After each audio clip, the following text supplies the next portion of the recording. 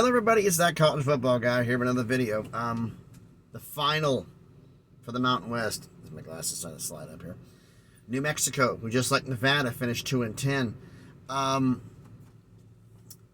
Mexico has had a bad run the last few years. I mean, they have been one of the worst teams in college football. Now, can they bounce back from it? Yes. But right now, we're going to do a scheduled preview for them. As we did with all of these, we're going to compare the non-conference games from last season and this season. We'll decide which one's tougher. And then we're going to do the full schedule from last season and this season and decide which one's tougher. All right. So shall we get into this? All right. So the non-conference games for last season were home against Maine, home against UTEP, at LSU, and at New Mexico State. One Power 5, two Group of 5, one FCS, the Power 5 on the road, and one of the two Group of 5s on the road. This season's non-conference schedule: at Texas A&M, home against Tennessee Tech, home against New Mexico State, means it was a home and home with the two of them from last season, and at UMass. One Power 5, two Group of 5, one FCS, the Power 5's on the road, and the Group of 5's on the road. Mexico State's tougher than UMass, and LSU's tougher than Texas A&M, so I gotta say last season's non-conference schedule was tougher than this season's. As for the entire schedule for last year, let's see. They started off the season against Maine, won 41-0. Then the second game of the season was right into conference play at home against Boise State, lost 31-14. Then came in home against UTEP, won 27-10, 2-1. Nevada finished the season on a 10-game losing streak. New Mexico finished the season on a 9-game losing streak. At LSU, lost 38-0. At UNLV, lost 31-20. Home against Wyoming, lost 27-14.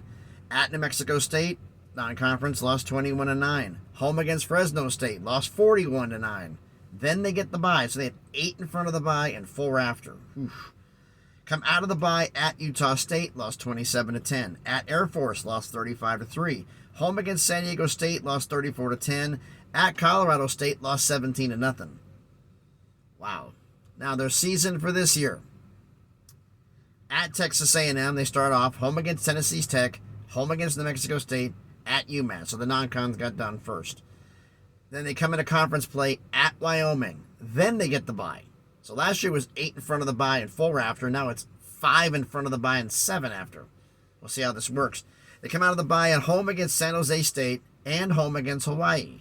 Then they're at Nevada, home against UNLV, at Boise State, at Fresno State, and then finish the season at home against Utah State. Those last 3. Yikes. So which one's tougher? Well, let's look at the road games from last season. At LSU, at UNLV, at New Mexico State, at Utah State, at Air Force, at Colorado State. All right, Air Force, Utah State, New Mexico State, LSU. That's 4 bowl teams. All right, not bad. This season, at Texas A&M, at UMass, at Wyoming, at Nevada, at Boise, at Fresno.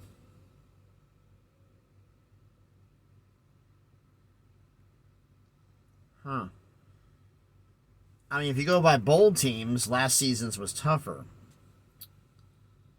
But conference-wise, the 2 toughest conference opponents you had were Fresno State and San Diego State. You had them both at home last year. Now you've got them both on the road. I mean, you got a shot at winning 2 games again, but with victories over UMass and Tennessee Tech. But San Jose State is at home. Nevada's on the road. They weren't a bowl team. They were bad. Boise, Fresno, Utah State. But Utah State's oof. Even though there's less bowl teams, I'm going to say this season's tougher. For some of the fact of the matter is you've got to face those 2 opponents, San Diego State, and you got to play Boise State and Fresno on the road. Last season they played all 3. They played Boise, San Diego, and Fresno State. All 3 of them they had last year at home. They don't play Boise. They play San Diego State this year, but they got Boise and Fresno, and they have them both on the road. I got to say this season's schedule is tougher. Last year's non-con tougher, but this year's schedule tougher. So why don't you let me know down in the comments. So thanks everybody for watching this video. The 3 questions we have for this. 1, non-conference schedule, last season or this season, which one's tougher? 2, conference schedule, last season or this season, which one's tougher? And question 3, an opinion question. I brought up, they finished 2-10. You think they got a shot at winning 3 games? It's going to be tough. But you let me know your thoughts about this in the comments. Whew-wee.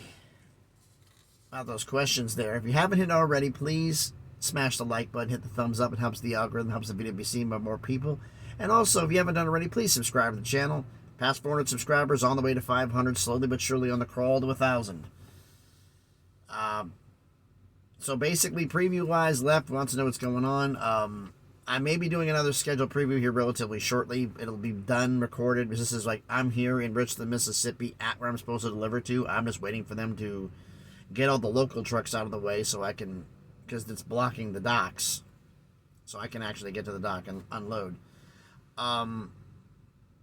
But right now, it's just a matter of a waiting game. But I'll see if I can record another one up here, because right now for scheduled previews, what's left is the Sun Belt Conference, Notre Dame, and Middle Tennessee State.